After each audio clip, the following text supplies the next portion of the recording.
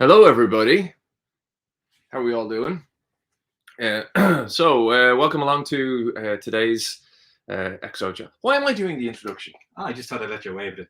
Why Welcome to Yeah. the XL chat, as my good friend here, Jono, was saying.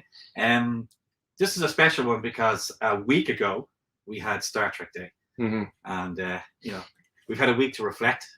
I'm just going to check to make sure we have sound. Oh yeah, do that. But we had a week to reflect on what was seen, what was announced, and what we have to look forward to. And I thought it would be, an interesting conversation to have to reflect on all of that. So Yeah. Let's go with first impressions. First of all, First impressions. That's a good one. Now I've got this fancy. I'm just going to talk about tech for a second because that's what Star Trek's all about. I'm being attacked by a cushion here. So I'm just going to try and reframe because I have this cool piece of tech that allows me to move my fancy camera here. So, but it's got whoa. It's like, did you ever play those mobile games? Oh no, I need a bit more room for Frank. Oh. This is where we can actually do some old style special effects, like I could be jumping around. So my first impressions was a little bit cringy. Really? In places. Yeah, well, for me, I remember in my teens, I remember loving watching the MTV Music Awards. I remember, watching all those live shows, and so I know what it was like for live shows 20 years ago, and now here we are in 2021, and it was live, but it felt there was a little bit like there was moments where transitions didn't quite work, and it needed this kind of crossfade thing that they needed to do. Now maybe it's because they're trying to do it was a streaming platform, not a television station, and it didn't have the same kind of broadcasts set up. I mean, even Frank's just watched me for an hour setting all of this up in here, so and of course I don't just do the laptop and the laptop speaker. I've got microphones, I've got a sound desk, and I've actually got a decent camera here on a fancy tripod. So I know what it's like to put these things together, but there's certain kind of transitions where it just felt a little awkward. But that's me watching it from a technical standpoint. From a non-technical technical standpoint, I mean, there are certain aspects of it, like with the red carpet and some of the interviews that you were watching there a short time ago, and these things. Some of them felt like they're kind of, the interviewees don't really know Trek. You know what I mean? That girl, some of the questions that they asked. Yeah, that Naomi Kyle. I think her name was Naomi Kyle. Girl, every now and again I was cringing with some of her. Like I'm sure some people are cringing watching me and you talk about stuff, because I know myself when I do stuff live, I will mispronounce something because you're in the moment, you're trying to think. I saw that George Takei, when he was interviewed on the red carpet, he had his stories out, but he was trying to think on the carpet. And when people watch the Cullen stories, to show how impromptu we are. We don't pre-prepare. We don't pre-prepare, but we don't have any papers here. You see that my name on like when you're watching the Star Trek Cullen episodes, I call myself Commander John, because as I'm trying to think of game stuff, I'm always going because I'm thinking on the fly, and kind of felt a bit bad for George Takei because they were asking him questions and he was trying to get something out, but I think the speed at which she was firing the questions the two girls were at was, George just is of an age where that's kind of felt like, oh God, let him get it out, let him get the statement out. So there was moments like that, but the girl in the mustard, Naomi Kyle, I felt she seems, from what I picked up, I've never seen her before, but she seems to have been on E3 presenter or something, and she was reading a lot of stuff off the phone or off the teleprompter, which is all well and good, but she hadn't done any prep in regards to how you pronounce things. The first person that comes up to them on the red carpet is George Takei, and she calls him George Takei. You know, and he it's the thing he does all the time. He corrects people, going, "It's Takei." You know, and I remember somebody saying it here in Malahide, Time Warp, years ago. Oh, somebody gosh. calling him George Tacky. My George. that was probably just a Dublin It's accent. Takei. Yeah. No, he honestly. That was my first clan. People, that was 20. Oh God, it's longer than 25 years ago now. But yeah, the George Tacky. People were calling him. Was like, no, it's not. But there was George. But then she read out about Uhura, but she almost called her Ohara. I always knew Ohara had an Irish connection. Yeah, well, that's it. You know, well, Una has an Irish connection. You know, she's an Irish Chinese connection. Number one that we found out. So there was a few bits and pieces. So there was George on the red carpet, and then we had Wilson Cruz, and I don't know the other two. Not as yet. No, I don't know. I don't know off by heart. But season 3, I'm looking forward to what they do on season 4. But yeah, that particular interview I quite enjoyed. It's a great family. Like Wilson Cruz has really made. He's taken them under his wing. He made them a great family, you know, and he's really going for family unit with those. And I think he's hinted at in season 4 that the writers have also hinted at that, and that the writers will be making that more of a family unit as well. So, I mean, for the LGBTQ plus community, that'll be some wonderful storylines. I think in the future for Discovery. My personal thing on that is that's wonderful, but I think it should be treated. If they do those storylines, I hope that they just do them as normality, and don't make it a forceful issue. You know, don't just go, you have to watch this, and this is how, you know, no, just write about it as if it's normal everyday stuff.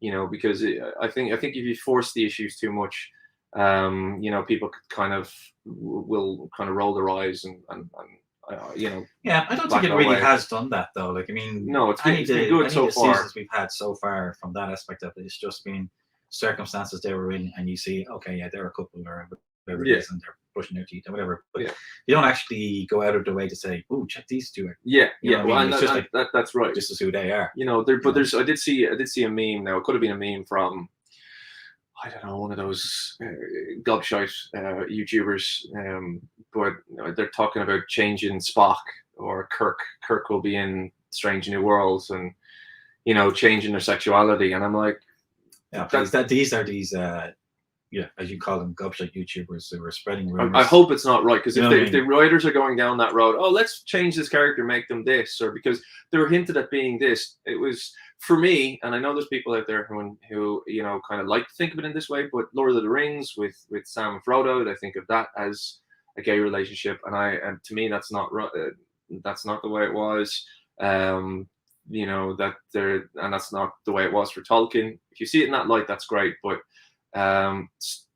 stop trying to change characters to this, you know, to make things inclusive. Create a new character. Create a new character, and let's explore them as we get to know them, instead of retroactively doing, you know, characters that are being established for 55 years. Yeah, I don't see them doing that. I mean, I'm sure they'll introduce new characters to, you know, present diversity, and you know, and they've done that extremely well with Discovery and Picard. So I really don't see them doing that with Strange New Worlds, you know. Certainly. Sorry, just on the Strange New Worlds, watching the trailer and watching the behind the scenes and who's who, the Andorian, the White Andorian, the Anar, the Anar Andorian, with the cataracts on his eyes. Is that guy actually blind? And is he fully blind, or is he partially blind? Well, as far as you know, so long since I watched season 4 of Enterprise, that's where we saw them for the first time. As far as I remember, they were completely blind. Yeah. And interestingly, I've seen a lot of comments. People, what's the story with this White Andorian? Why is he blind? And all kinds of stuff. Oh, really? So a lot of people still haven't seen Enterprise, or you know, have forgotten. And so no, so this is not an issue. This is not a new character that they're creating. Yeah.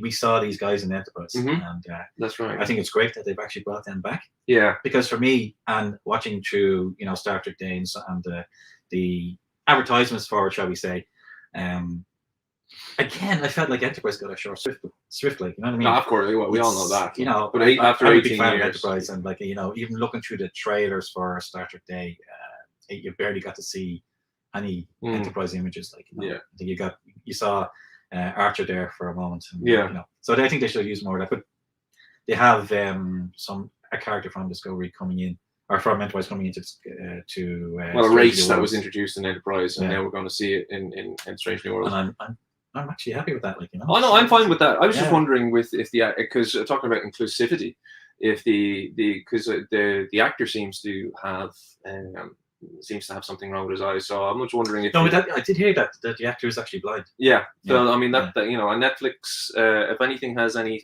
sort of Netflix influence these days, the Netflix has an inclusivity clause. So there's, you know, you have to have representation and stuff in their shows, which is great.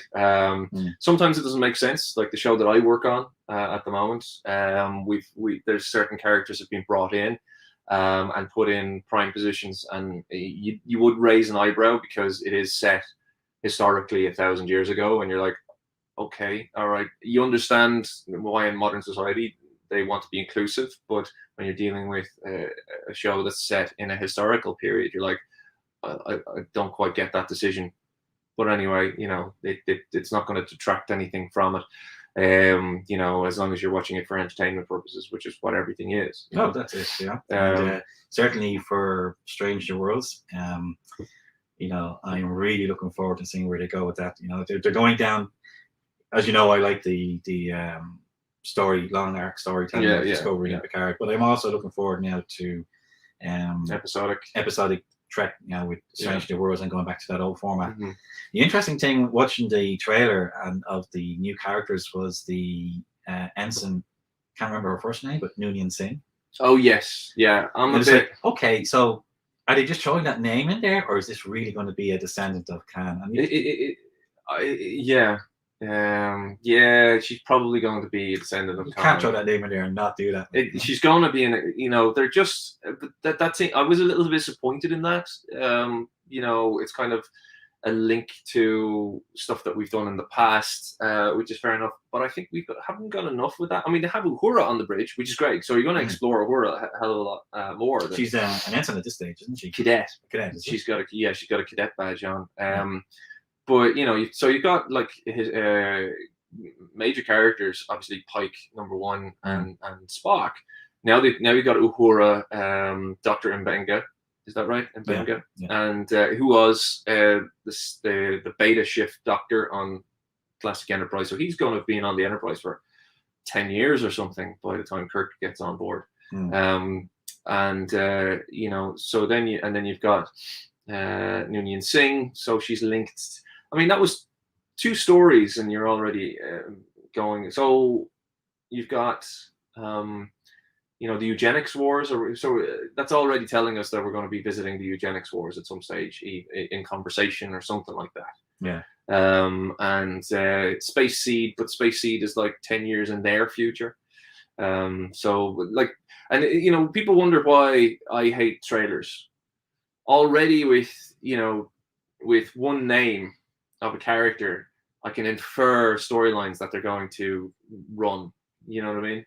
Yeah. So this is why personally I don't watch trailers. It's just like I want to be shocked. Now and the thing is I now obviously know Uhura is going to be in it. So instead of watching, they would have come out before the show. I know, but the thing is, sometimes I like to be able to sit down and watch the pilot and go, oh, Uhura's in it. Oh, that's great. I'm happy about that. But you already know that character. So that moment, if they do a moment where she walks on the bridge and goes, and you get that, you know, kind of perfect framing of to introduce the character, and you'll already know that's Uhura. Yeah, okay. Yeah, she's part of the crew. Yeah, it kind of. I think it's a pull. It's something that's going to bring some people. I'm going to see Uhura in the early stages of her career. That's going to be really interesting to see. Yeah. Someone whose name is Noonien Singh. That's going to be really interesting to see where they go with that. So it's more like a pull. Yeah, it is a pull. That's why they're doing it. The level we say of Terminator Genesis and so John Connor's a bad guy. We found that out. Spoilers. We got that in the trailer. Spoilers. Don't get me started. That trailer. You know, that Terminator Genesis trailer is the reason why I stopped watching trailers, especially in the cinema. because I'll just go into that for a moment. We went to see a movie just before Terminator Genesis came out. It was one of our regular trips to the cinema, and there was this 2.5, maybe it was a 4-minute trailer for Terminator Genesis. So obviously, when the big thing in Terminator Genesis is who's the bad guy, and what did they do? Only 30 seconds into the trailer, here's the bad guy, and here's all the stuff that he does. But that was like 70% into the movie, and it was supposed to be, a bit of a mystery of who's the bad guy from that movie. So there's the trailer house going, all the cool stuff's in here. Let's put the reveal of the story into the trailer. So yeah, that was a big. The Russo brothers cotton onto that. I think it's the Russo brothers that did Infinity War and stuff. Yeah. So they rendered out trailers of shots from Infinity War that didn't exist. So they had characters in trailer shots that they sent to the trailer houses, that knowing that they'd use them. Here's a trailer shot, but when you saw the movie, you're like, that shot wasn't in the movie. And a movie from the 80s that I watched a couple of months ago actually, that I have on DVD. It's a comedy. It's not something you actually go looking for. I just picked it up one day, and it's John Candy and John Belushi. The Outdoors or something? No, Great Outdoors. Great Outdoors. Yeah. And on it is, as a DVD feature, is the trailer for the movie. And the great thing about that trailer for that movie was none of the shots in the trailer, or none of the gags in the trailer, are in the movie. Yeah. So you watch the trailer and then you watch the movie straight away, and you go, well, I am not. What was it? So you remember watching movies back in those days, like, so they used B-roll to put the trailer. Pull you in. It didn't give you anything. Exactly. But they used B-roll in the trailers, and then when you saw the movie, what you'd seen in the trailer wasn't in the movie. So can we go back to that? Yeah, I mean, that's what I felt about the trailers that we got for Star Trek Day. Like, that they didn't. I know you feel like you got names that you might have preferred not to, but overall, I felt that they didn't give anything away. But they certainly pulled us in. I mean, the trailer, for example, for Prodigy, just watched it there a short time ago. I mean, I hadn't seen anything about it. I'd stayed away from stuff, obviously. Yeah, I'd seen pictures of, obviously what they're doing with Janeway and how her character would look and all the rest of it. But then saw the trailer, I was like, oh my God, that looks amazing. Yeah. It's a kid's show. It's on Nickelodeon, and it's fantastic that Trek is doing Trek for kids. Yeah. I love that, and good luck to them on Nickelodeon. But looking at the trailer, it looks amazing. Yeah. It's that computer generated animation, but it looked fantastic, and we got to see we got to see and hear Janeway on that. Yeah. And I really enjoyed that. Like, that's another one I'm looking forward to. Don't know if we get Nickelodeon over here, but if not, I hope it gets onto Netflix or Amazon Prime, because I reckon that's going to be worth watching as well. Yeah. Well, this is the thing. What is it going to come on? We're watching back here on YouTube, and it looks like it's frozen on YouTube. I'm gonna have to check on that.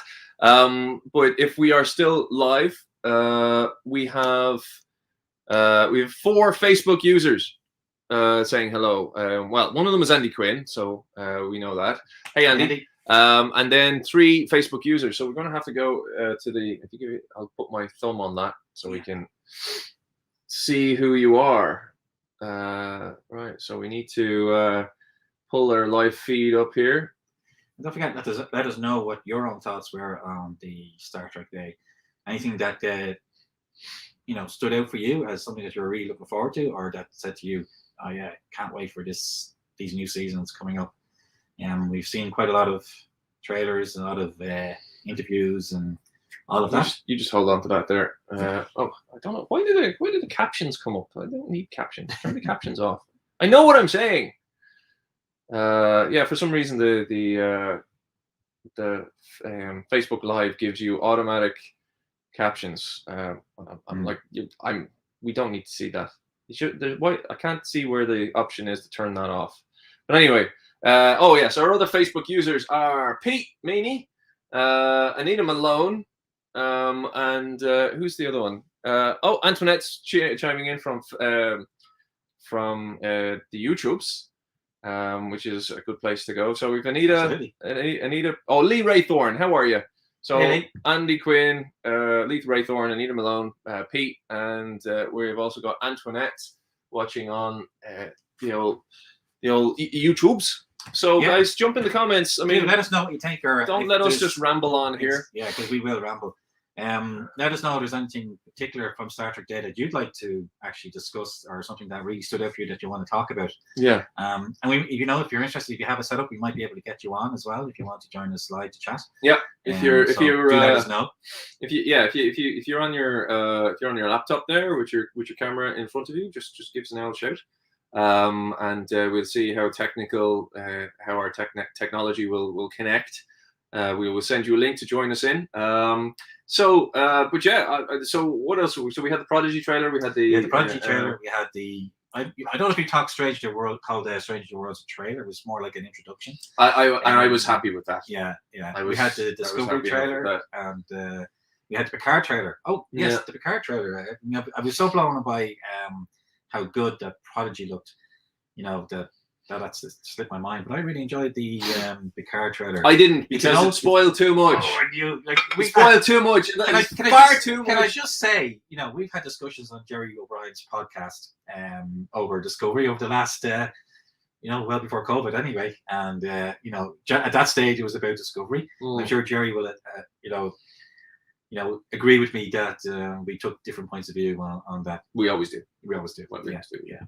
So I'll let you go first. You didn't like that trailer. So. No, I didn't like the trailer because it just give away too much. It was too much. Yeah. Right, I could already go. That's an episode. That's an episode. That's an episode. And guys, unfortunately, I think that's one of the disadvantages of being in the industry. Then. Yeah, it is. It is. You know what I mean? Because if you're ignorance is bliss sometimes. Well, there you go. If you know how things work. It's not going to blow you away as much. Yeah. Whereas, as just a normal fan watching a show that you enjoy for, God knows how long, and you see something like that, it's going, oh yeah, I know, time travel has been done, God knows how many times in Trek before, but it's Q. It's going to be really interesting to see why he's doing that. But so when I was watching it, so guys, spoilers. Obviously, we're going to talk about the trailer. So if you haven't seen the trailer, switch off now. But these are our thoughts on what we saw in that trailer. And in that trailer, they go back to 2020. I mean, it's just like the Voyager episode where they went back to 1996. Yeah. There's a joke in Star Trek Picard that's already been done in Red Dwarf. Differently, but I didn't catch that, but then I never really watched Red Dwarf. Right. So Red Dwarf, when Red Dwarf came back, when Red Dwarf was bought by Dave, they did a 3-episode Blade Runner kind of piss take. But so they went back in time, back to Earth, and then they met the real selves. So Dave Lister met Craig Charles, who was working on Coronation Street. So they find a car. They go to a comic book store. They find a guy with a car that looks like Starbug, which was actually a fan's car that was made like Starbug. But they drive it there, But when they come to a stop and park the car, they start calling out, reducing speed.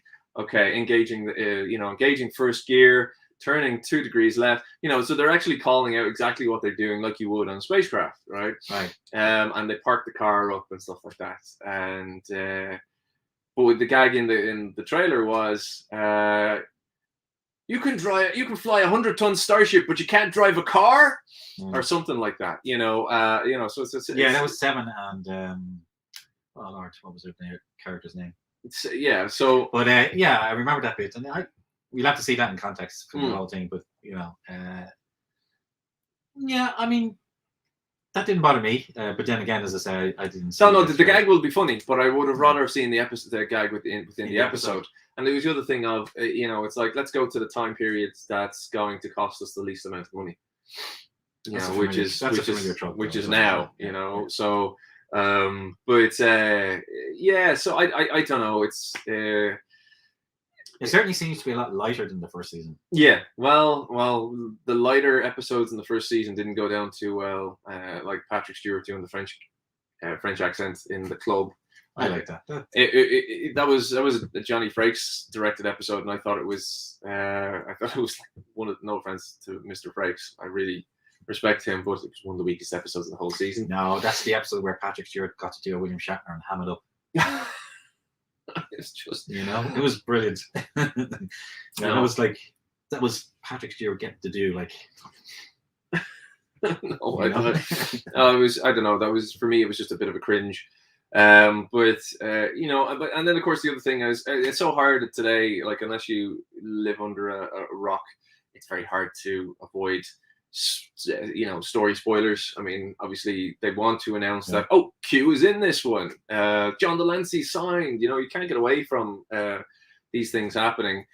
I mean, I'd like to talk to, that would be part of the poll, though. Yeah, I was part of the poll, but I'd like to talk to someone in the future who has seen none of the promotional material and get surprised that Q appears, and it's oh my god, this is Q. Oh, let's sit forward in your chair. Whereas now you're waiting for it. So I tend to find myself knowing these story beats going, it's like, oh, we're going through this, in the story, the way the pacing of the episode is going, oh, this would be a good moment for Q to turn up. Oh, there's Q. Oh, okay, just as I predicted. Yeah, well, I mean, I suppose, again, that's coming from your point of view. There's a comment, and swipe in from the left over, from the edge of the screen over. No, down the bottom. Down here. Yeah, there we go. There's a comment in there. Who's that? Andrew Brannigan. Same in Star Trek Beyond, where they put sabotage. It's gone. Oh, the sabotage. It was sabotage in the. It's right over here.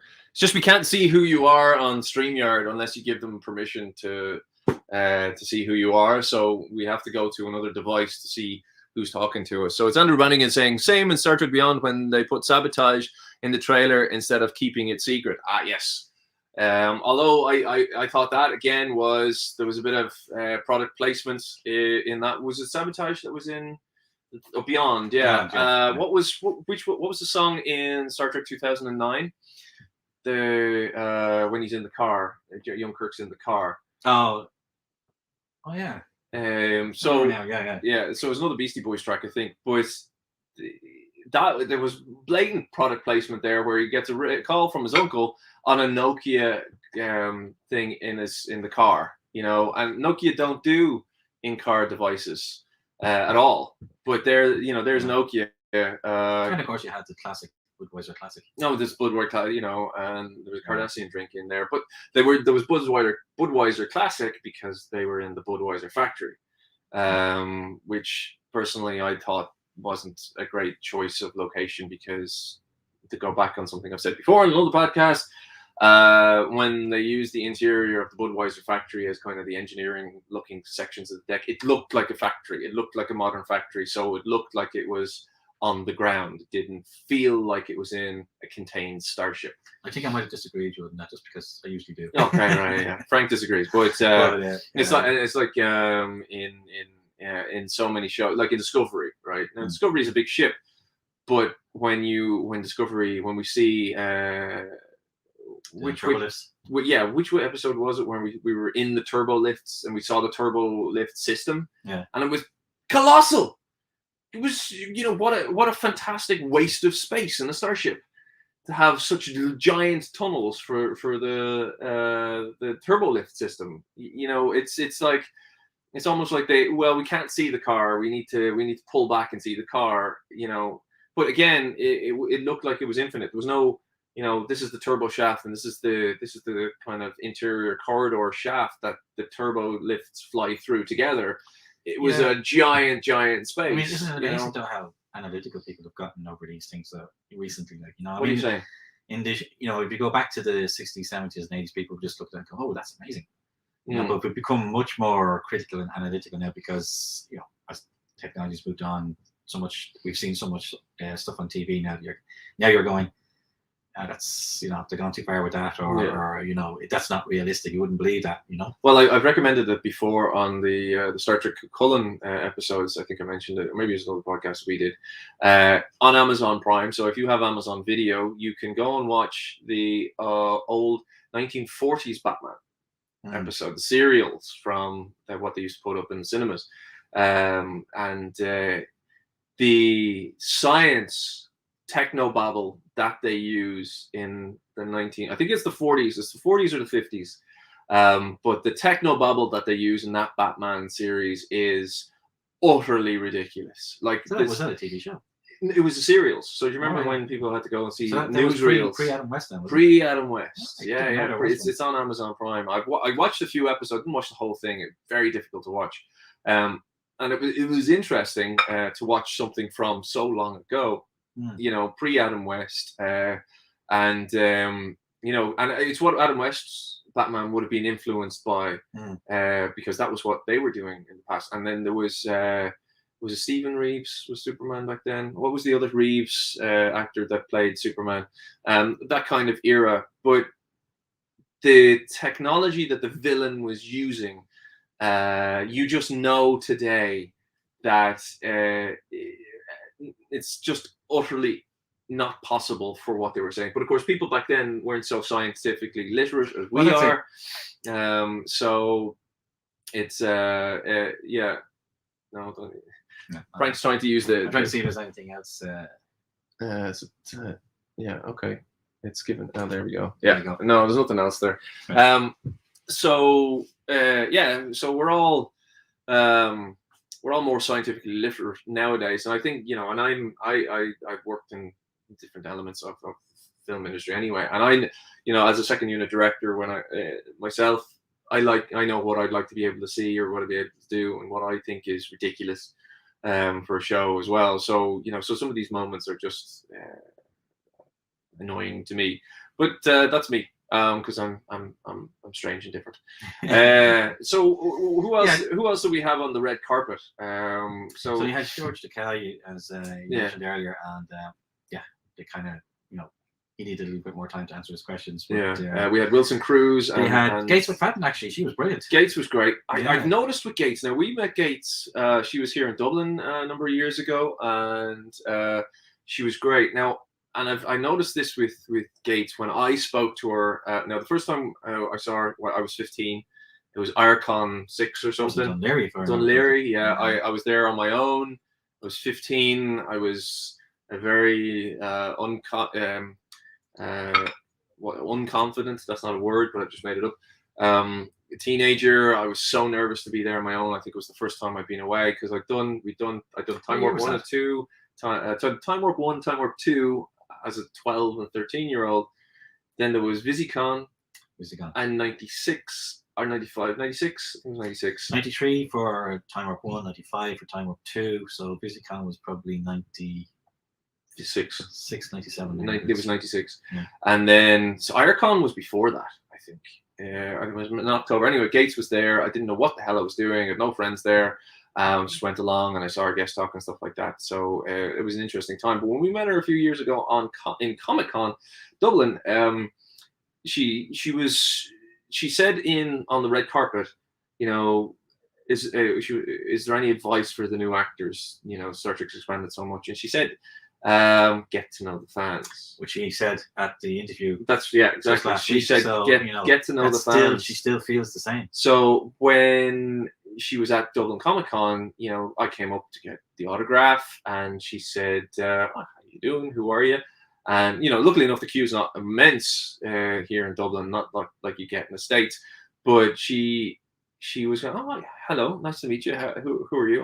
What do you do? And I said, well, I work in film industry. I'm a stunt performer. And immediately she was sitting on her desk, and she went, oh, okay. So and how did you get into? And she had a little chat, but she sat back like this. I'll never forget it. And I was kind of like, no, don't sit back. No. There's people behind me. I don't want to be taking up people's time. I'm very conscious about, there's a queue behind you, but suddenly the actor's now talking to you, and you're like, I don't want, I'm one of those people where I don't want to take too much time here, because I'm well aware there's other people wanting the same thing from behind us. Anyway, so she started talking, and she said, oh, I started in stunts. And I was like, what? So she told me that she started as a circus performer, and she was on the road to heading into stunts. but she has a slight scoliosis in her back, so she couldn't do it. She couldn't do it full time. So she went from there into dancing, right? And then from dancing, she realized that the scoliosis in her back wouldn't allow her to be, a full professional dancer either. So, but she became a dance instructor. And I've noticed now, because I've met so many of them, I've met so many instructors and stuff like that in universities and out in the world, that I could see there's little moments, little things that she was doing, and I could see what type of a person that she is. Because actually, if you look back through her career, her dancing name was Cheryl McFadden. Gates was her acting name, and as Cheryl McFadden, she was one of the dance choreographers for some of the Muppet movies, way back in the 80s, before she was on Star Trek. If you notice in a red carpet interview, she's directing the two girls that are interviewing her. So because Gates is standing on her mark, and she knows, this is my mark, this is where the camera is. And one of the girls was asking her a question, but she was asking it to the camera. And if you look closely, if you go back and watch it on YouTube, she does this. She does this to the girl. She just goes. And the girl Naomi Kyle leans in to say it again, because Gates is not going to lean in and go, sorry, what? She's going, no, you have to come to me, dear. That's what you have to do. So there's little moments like that, and when she's on doing the panel later on in the day, she actually turns around to the audience, to the orchestra, and starts talking to them. Thank you very much. That's great. So there's little moments like that she knows how to be the person who's running the room. Yeah. She also knows how to be the smiley person who's answering the questions. I think she's great, but I'd also think if you were in the room with her working, you'd have a hard job. Kind of, you'd have to figure out how to talk to her if you didn't know what to say properly or put your point across. If you stuttered in trying to get your point across, I'd say she'd instantly dominate and change that, or either give you notes on how to be or how to interact with her, or she'd just take over. So she's an interesting personality, I think. But that's what I got from watching her there. But I was watching her on the thing, and I think it was interesting to see what she was doing. Certainly was, absolutely, yeah. So with the day itself and the way it progressed, you had the orchestra, and they had the whole razzmatazz of the live, the red carpet, interviewing all the actors and actresses live and so on. It really gave an amazing atmosphere to it. Like, it's like, okay, I'm sure they've seen this in the US before, but it's the first time I kind of watched something like this. And it's like, now, like, Trek is really up there. It's right there with, Star Wars or any of the other stuff, like, with, Star Trek Day, and, it's a big event. They have a live orchestra, and, they have all of this going on and the fact that Paramount Plus have now taken it over is a big part of that, because as Will Wheaton said, I forget who he was interviewing at the time. Oh, he was interviewing Alec Kurtzman. He said, we now have 5 Trek shows coming along at the same time. We've never had that. And it's kind of suggesting, like, that Trek is really just on the up and up, And do you think it's a part of me feels it's a bit of an oversaturation? It's like we're going to get all this all at once, like they're doing with Star Wars. You're getting it all at once, and then it's going to die, really, though, because they're not all airing at the same time. So like within the shows, within the same, like, say, within the same 2 years or the same 4 years, we're getting a whole heap of extra hours of content. Well, that's How long is that going to last? When it comes to like 2025, are we going to be lost for Star Trek again? Because I just don't see that, like, with a setup, with the way TV is set up now, with the different streaming services, Trek is going to be a major point for Paramount Plus. So they keep going. I can't see them losing Trek. Will we have to subscribe to Star Trek Plus in the future just to be Star Trek streaming? They'll have so many Star Trek shows. I think they are going to be coming over at some point, but not at the moment, though. You know, I mean, No, I mean instead of Paramount Plus or Netflix or something like that, you just have Star Trek Plus. oh, Star Trek Plus. You just subscribe to. I don't think we get that far. You just subscribe to a Star Trek streaming service. We got some more comments there. Do you want to see if you can activate that again and see who they are? Frank's trying to get to terms. It's not working for. No, go again. Here you go. No, the other way. Other way. The other way. There we go. Who we got? So you've got Alan O'Shea, Iracon 1994, Visicon 1996. Thank you, Al. How are you? And disappears very quickly, doesn't it? Yeah. That's Alan saying evening. Mm-hmm. I think Alan's also like tagging absolutely Andrew saying, everybody. like Pat Talman also started as a stunt woman. She did. Yeah, Pat Talman started as a stunt woman. She was a stunt woman for Gates. She was Gates' stunt Generations, double. wasn't it? Yeah, she was her double. No, she was her double on Next Generation as well. Oh, was she? Right, yeah, you have to go left and then they go one way then the other. Right. Okay. No. There you go. Yeah, she was a security guard on the Next Generation, but she was also Gates' double on the Next Generation. Oh, okay. I think she actually got to act in a couple of episodes as well, didn't she? She got a couple of bits, yeah. And she did a lot of B stuff. I think Babylon 5 was her first big role. But she got the pilot, but then she was quickly replaced with Talia Winters. But great thing that JMS brought her back. Yeah, she became a huge part of the rest of the series from 4, 5, and she came back in 3 or 4. I should know. I just recently finished watching it. Season 3. She came back in season 3. Yeah, because Talia Winters, she disappeared. Double agent. Yeah. So, Pat Talman. That's someone else I'd like to see at a convention. I don't know if she'd be. Unfortunately, I don't know if she'd be a big enough draw.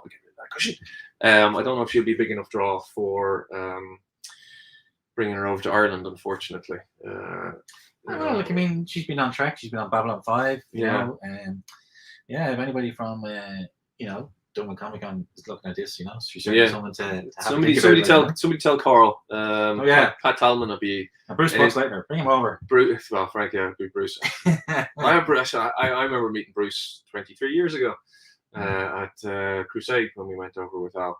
That was our first big convention, wasn't it? It was London. The Radisson, wasn't it? Radisson, Radisson, Edwardian, and the Bath Road and Heathrow. But back when Babylon 5 was still big enough to be able to draw in. I think the biggest convention in the UK before Destination had been Babylon 5 when Brian Cooney ran it back in 95 or 6 or something. Now, I wasn't at that myself, but he had Walter Koenig and I think he had the entire cast. The entire cast, yeah. That was the big one. I missed that one. Raging, where they had the entire cast. Yeah. And I think Jerry Doyle was a late arrival. I think he arrived, if I believe, on the Sunday, and that was brilliant. So it was the entire cast practically there at that stage. With late delivery from Avalon. Yeah. So who else do we have on the red carpet? So we had obviously we have some new actors. We don't have notes, so we don't know their names off by heart, but we have the new guy who's voicing the character from Prodigy, the guy who assumes that he's going to take the center seat. He just drops himself into it. We know that much from what he said and Rebecca. How do you pronounce her surname? Number 1 and Rebecca Romijn. Well, formerly Rebecca Romijn Stamos. Is she married to Jerry Doyle now? Not Jerry Doyle. Jerry O'Connell. Is she married to Jerry O'Connell? I think she's married to Jerry O'Connell. Yeah, he's the guy who plays number 1. He was Quinn Mallory from Sliders. That's it. Yeah. See the Sliders season 1 and season 2. I love that show. Or the other kid from Stand By Me. But he plays Ransom, right? He played Commander Ransom. He played the number 1. Number 1, in Lower Decks. Yeah. He does. Because I was watching. I don't know if he was a late arrival or not. But did you notice whenever he came up, and they finally put some credits up, it went Jerry O'Connell. And usually when it's a Star Trek actor, they put the character's name underneath the tag. But for Jerry O'Connell, they just went Jerry O'Connell, actor.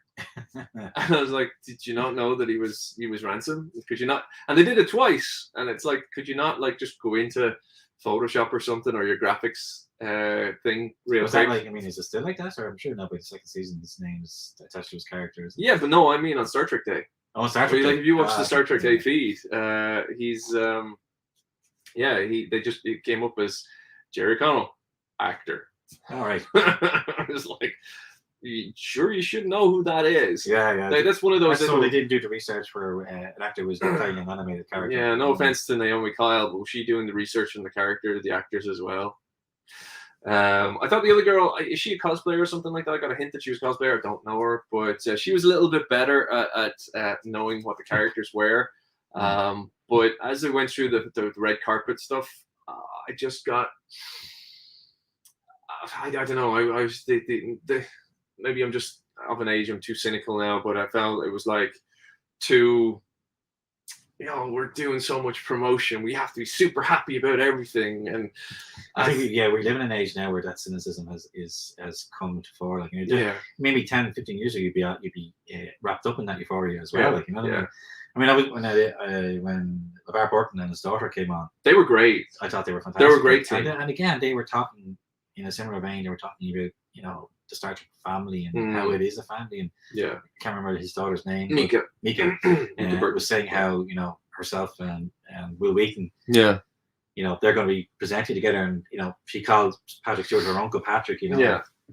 And some of the stuff that LeVar was saying, for example, I thought was great. Andrew Brannigan saying there that Mary Chaffo coming out officially, damn, but she's a tall woman even without space boots. Yeah, she's 6'2" or something, and then she was wearing 3-inch heels. So I don't know what is anyone. Can somebody do a quick Google check on how tall she is? But yeah, she's pretty. She's a large lady. But yeah, I mean, it's well, I suppose it's. We're talking just cultures here as well, and I think in America, a lot of America is so America-centric. They tend to both remember and forget at the same time that there is another world. There's an entire other rest of the planet out here. There's so many more English-speaking people out in the world, but they get caught up in America, and well, it's great for Mary Chaffo to be. I don't know if I'm pronouncing that right. I'm giving out about Naomi Kyle. I'm supposed to be a Trek fan, but it's great I find it. It's still sad that someone of her age still had to hide it for so long. Yeah, hide it for the audience, and that happens a lot for career actors. And they worry that they might lose gigs because the wrong person is in charge, and if they find out that they are LGBT, they might not get the job. And she did say that she had a big chat with Wilson Cruz the week before, and so she made the big announcement. So I mean, that's great for her. It's just unfortunate that she had to hide it. It was one of those things with the interview on the red carpet there with her, Wilson Cruz, and the other two, like where they were talking. Sorry to refer them as the other two. Yeah, Blue is one of their names, and Ian is the other one. Right. No, but it was fantastic to see them, how open they were about who they were, and loving the fact that they were being able to present characters. Sorry, somebody Facebook you.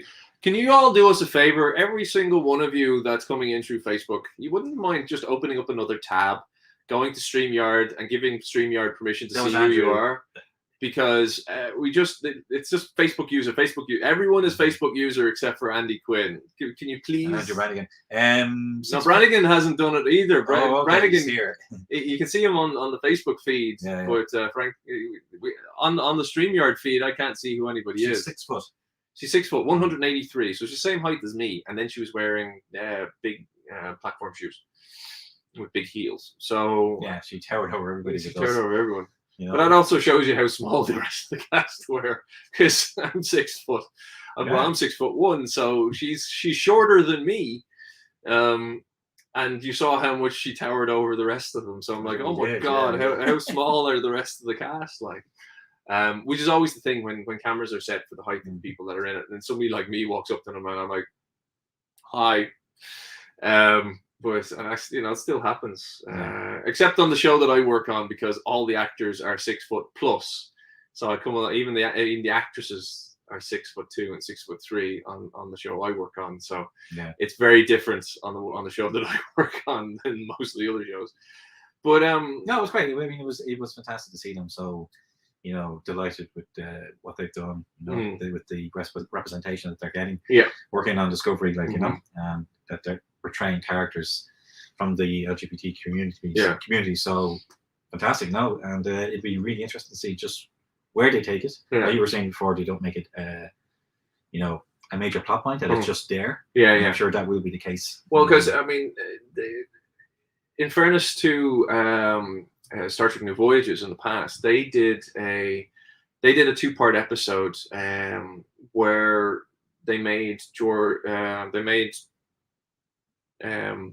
Kirk's nephew, Bill, was it? I can't remember what the character's name was, but they made his nephew gay, and they did a whole 2-part episode where his relationship with one of the other characters on the ship was the B storyline, and even over 10 years ago when Star Trek New Voyages was doing it, nobody else was doing that. So it was a commendable thing to attempt, but I had to turn off, and because I thought that they hadn't approached it tactfully enough. I think they concentrated on it too much. You know what I mean? They didn't make it something that was just a normal thing. I think they went a bit past the point for me. There was a fan. That was one of the fan productions. Yeah. The only one I Ticonderoga kind of watched was Continues. Continues was better with Vic Mignogna, but the Ticonderoga team did it before and really they worked with Vic on one episode where Vic played an Orion with them, and then there was a whole falling out thing, and Vic went off and did his own thing down in Florida, and so there was a thing there, but they tried, but that was a cringy watch for those 2-part episodes. I don't think I watched the end of it, so it was a tough watch. And I think Star Trek New Voyages, their episodes were very hit and miss. Very hit and miss. The Walter Koenig episode was good, and the George Takei episode was very good. There's a couple of other decent episodes in there, but some of the other episodes weren't so good, weren't so great. So yeah, Well, to be honest, anytime I've tried to watch any of the fan productions, they just, it's like watching us do a podcast. Yeah, exactly. I just can't take to it. Like, I mean, But except for Continues, I really did enjoy Continues. I thought that was really well done. Yeah. And not too bad at all. So yeah, it was certainly an exciting day for any Trek fan. To see everything that we've got coming up. Did you watch it live? I didn't watch it live. No. Live. No. Anyone else? Did anybody out there watch it live? Because no, I didn't. No. I've been popping into it since after, since the day itself. Like I watched it over 2 days. It took me 2 days to watch it. Any like with the panels and everything that we've seen. I'm going to try and fix this frame while you're talking, and it's going to go all over the place. Revelation or any particular panel that kind of stood out for you? That's one that you're really enjoying. Do you know what? By the end of it, I'd forgotten that there'd been a Discovery panel. I had to think, going, did they do Discovery Channel? They have to do Discovery Channel. They have to be promoting that. And then I was like, oh yes, no, it was Wilson Cruz and Ian and Blue. Yeah. That was the Discovery panel. It was. I think it was tough for them to do. No, come on, camera, do what you're supposed to do. It was tough for them to do a decent panel on the new shows because they didn't want to spoil anything. Yeah. I think that was the tough part. Like Strange New Worlds, what can you say? We're going to explore Spock's emotions. Because Spock smiles in the cage, so we're going to go off and down that road. That's not something new. I'm absolutely positive that there are going to be some YouTubers out there who are going to go, Spock never had emotions. They've probably even seen the cage and seen him smiling and still go down that road. Like, I think it's going to be very. Discovery's already done that. Yeah, Discovery's already explored, like Spock, even right up into the motion picture. He's always struggling with his emotions. So just by the time Kirk's on board, he knows it. He's got a control of himself a bit more. And obviously, they'll create they'll create storylines But even where then, like with by the time Kirk come on board, Yeah. he still was displaying emotions. Yeah, like in where no man has gone before, and he wins the chess match. I think doesn't he? Does he kind of smile in that one as well? Yeah. You know, so actually, so it was Kirk was the reason why Spock decided to lose all emotion. As soon as he met Kirk, it was like, no, I can't be dealing with this. But the episode there where he was suffering the pond fire, like and thought he had killed Kirk. Yeah. Sees him there, and then he's not. Jim. Yeah. So I mean, and then he goes, "Good to see you." Yeah. So yeah, it is part of his character, but as long as they don't go too far down that road, don't.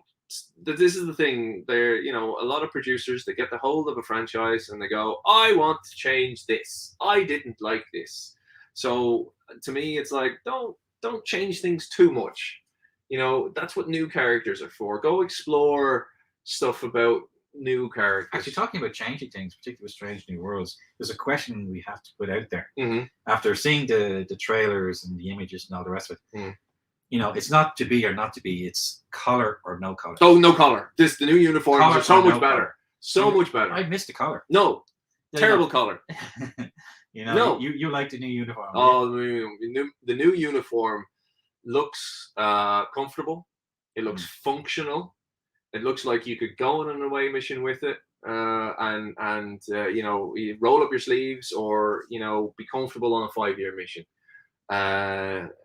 It's just a personal dislike of not the person, and I say this every time to be diplomatic, that I don't disagree with anybody having a job, and I would never advocate getting rid of someone, but I don't like the costume designer for Discovery. I'm sorry, I just don't. I don't like her work. That's just a personal opinion. That's not me advocating that she should be removed. That's her job and that's her designs. But on a personal note, I wasn't a mad fan. The Discovery uniforms are fine until you get up here. That collar just annoyed me. And then the Enterprise uniforms in Discovery were an improvement, but still had that stupid collar, that offset collar. I just hate it.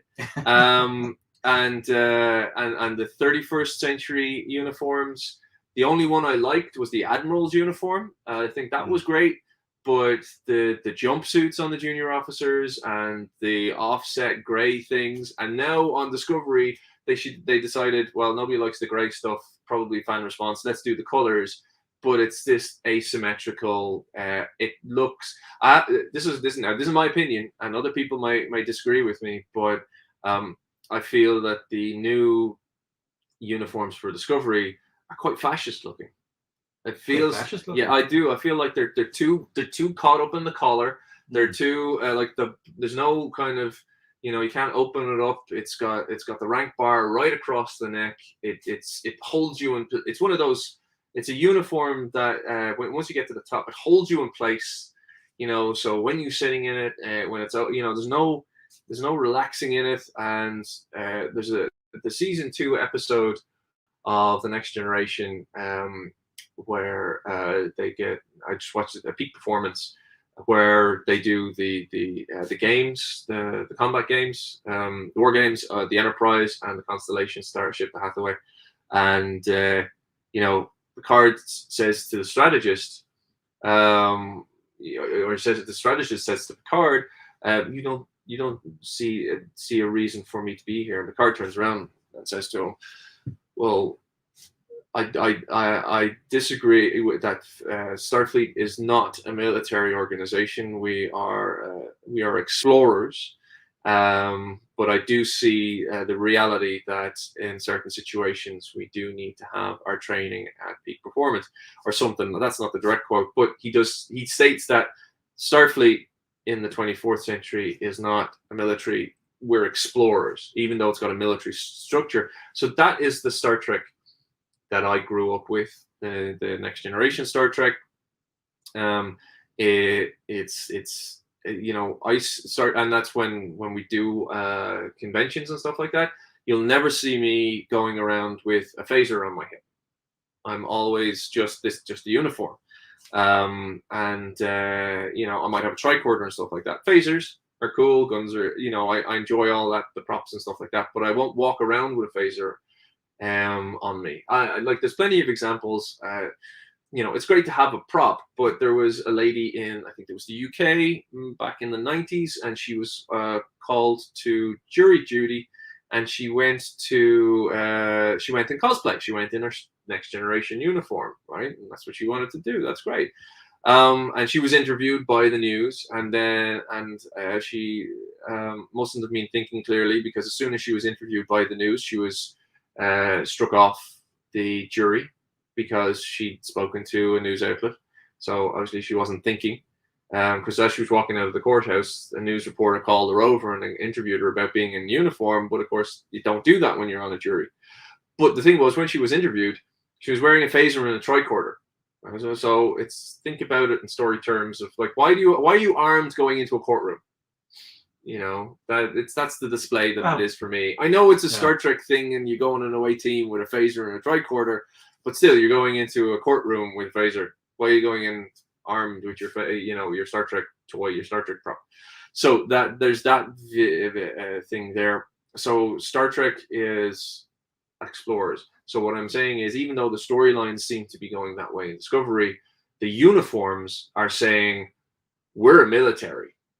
That's what it says to me. They are now trying to rebuild the Federation. I would imagine that, they have an awful lot more threats out there than they did when, in the era of, say, Picard, or even classic Trek, where, they need to be a little bit more militaristic, even for defense purposes. Perhaps it's going to be interesting to see where they go with that. But I'm looking at that uniform, and there, you said it was quite tight, but it's actually quite loose fitting, I think. No, it's tight up here. What I'm saying is that the collar makes them. A collar like that is designed like that military wise to make you, when you're at your console, it's to make you sit up. That's what uniforms were designed to do. It was made. It was made so you couldn't slouch. The Next Generation uniform, when you have the pips on the side, and all, the markings are there. It's going to be interesting. No, but again, the Next Generation, they had the dip. Yeah. There was a dip there so that it was more comfortable to wear. Now they were zipped at the back, but when they came to Deep Space Nine, they had the jumpsuit. Now the jumpsuit for the girls was very uncomfortable. I understand that. There's whale bones in there, but they went away from the jumpsuit because of the issues of polyester and spandex and stuff. You can't wash it so well. It stinks. So apparently season 1 and season 2 of the Next Generation was very, very, very smelly, which is a note for anybody who wears these, if anybody's going to invest in these under jackets, if you're not going to wear a t-shirt underneath, you've got to wash them, because they're a polyester blend and they will hold bacteria, especially in the armpit area. So those of you going to Comic-Con and we're wearing these all day, make sure you wash these things, because you'll just get a stinky, musty smell, and it might not smell. You might air it, and it'll be grand when you go, I'll put that on. Soon as it heats up, that smell's going to come out. So be aware. These things need to be dry cleaned, and these things need to be washed. That's for all cosplayers. If you like to cosplay regularly as something that uses a polyester blend, like some of the Captain America and Iron Man undergarments, the jumpsuits and stuff. You gotta wash those things, or you gotta look into how to wash them, because they're going to smell. And that's what it was on the set of the Next Generation. Plus the fact that it was causing some back problems. And it was causing back problems for the actors, and Patrick Stewart was the one who went, I'm not wearing that anymore. And the others were too scared to lose the job. Sure, even Michael Dorn got an allergic reaction to the glue that put his head on, and he wouldn't say anything because he didn't want to lose his job. So Marina took Marina to speak up for him, and they were, Michael Westmore went, oh yeah, we've got this other glue that we can use, but he was going home with a big rash, but nobody knew who he was or what he looked like for a long time, because he was always there hours before and stuck there hours after everyone else had left and gone home. But anyway, that's my rant about uniforms. Well, I have to say, let's keep the costume designer for Strange New Worlds, whoever that is, thumbs up. The costume designer on Discovery, I'm sorry, I'm not a fan. I don't know. I mean, I'm looking at it here, and I do like the change of color to the, the fact that they're using colors in the new uniforms for season 4, instead of the grey. Yeah. I actually like the design. The color, I don't see that. I know where you're coming from. Would. I know where you're coming from, but I don't get that. I don't see the fascist element at all. It's it's going to be interesting to see. I'm sure they can button it down if they need to, but I like it. I like it enough to buy one. I have my Discovery uniform, and I still really like the blue one. Yeah. So well, this is the thing. I actually prefer. I prefer the. I'm always trying to reframe this thing. I prefer the. Stop doing that. My thumb's too big. I prefer. Well, it looks like Andy Quinn agrees. He says the 31st century uniforms are too militaristic. I prefer the. Sorry, my thought there before I get distracted is I prefer the Discovery uniforms of the 22nd century to the 31st century. Yeah, I do prefer the blues over the newer stuff. What have we got? Thank you, Brannigan, for giving StreamYard, permission to see who you are. Yes. Well, we got to be very careful about talking about the Sonic the Hedgehog spoilers. We can't mention too much about the Sonic the Hedgehog stuff, Brannigan, because I mean that's I think every Trek fan signed an NDA over that one. Brannigan's with me on the or Andy Quinn is with me on the on the caller. Yes, thank you, Andy. Yes, Brannigan also hates the disco collar. Thank you. And Andy Quinn agrees with me. So so it seems I might be in the minority with that. Yeah, I think you're in a very a steep minority there, Frank, with what you think about the Discovery costume designer. Maybe we should get in touch with the costume designer and go, hey, do you want to have an interview? No. Do you want to talk to two Irish guys who just who are constantly arguing about whether they like your designs or not? Look, if any of you guys want to join us, let us know. I love the Mandarin color. The Mandarin color. Anthony Raythorn. Hey, Anthony. Wait, Tony, which color are you talking about? The Mandarin color from the Next Gen, is it? Or sorry, just if you could elaborate for us on Mandarin color. I know what a Mandarin color is, but which uniform was using? I think it's the Next Generation one you're talking about. But correct me if I'm wrong. Dude, we can't have them being right all the time. It seems I'm right on the costume designs for Discovery, on the though. Dress whites, guys? On the dress whites, he says. On the dress whites. Oh yeah, the dress white. Yeah, the dress whites are nice. I've never had a problem with any of the stuff that they came up with for the Next Generation. Obviously, we just accepted that this was the new uniform on the Next Gen, and then when they went to the two-piece, it just looked great. You could argue that had a certain asymmetry to it because of the design that was down on the lower section.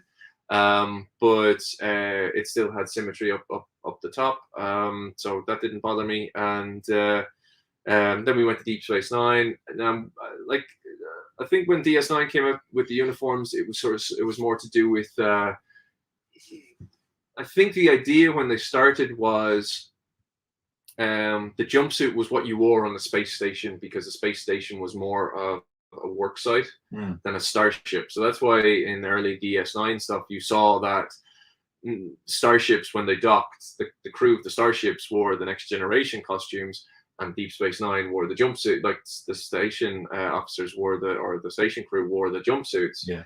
Now that's twofold. There's a reason for that. For television purposes, is why does the Defiant look completely different to the Enterprise? It's so as soon as you flick on as you're channel surfing, you instantly identify, oh, that's the Defiant, oh, that's the Enterprise. So that's why they always redesign these things, and that's why every show has to have a different fucking uniform, is so that when you turn over, you instantly know within a couple of seconds which show you're watching.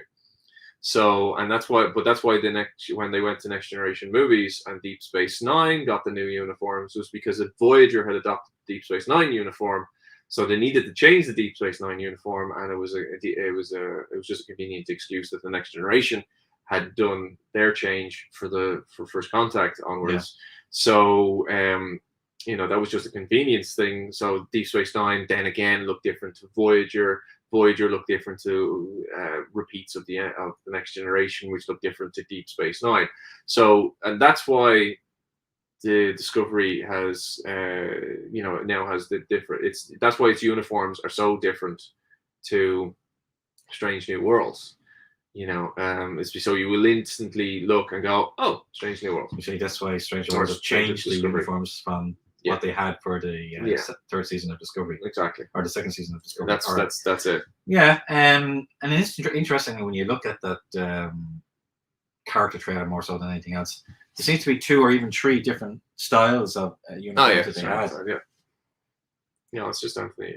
Yeah, it's they seem to have 2 or 3 different styles of that uniform.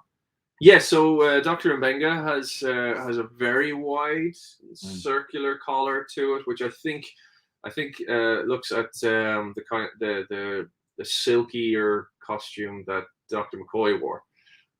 They just have made it the same material as the rest of the uniforms. I prefer the V-neck. I'm not a fan of his costume, but it could be a surgical Rebecca's thing. uniform actually had a zip. Yes, she's had it zipped down. She's a zip down, which is probably a thing that some of the ladies might have, or it could be like we have our new undershirts. It could be that when you put on your tactical jacket, that's what goes on underneath. Because in Discovery they have a tactical jacket, so when they put on their tactical body armor thing, they have a central zip collar. They don't have the fancy collar. So that could be a shot from something where she's just come back from an away team.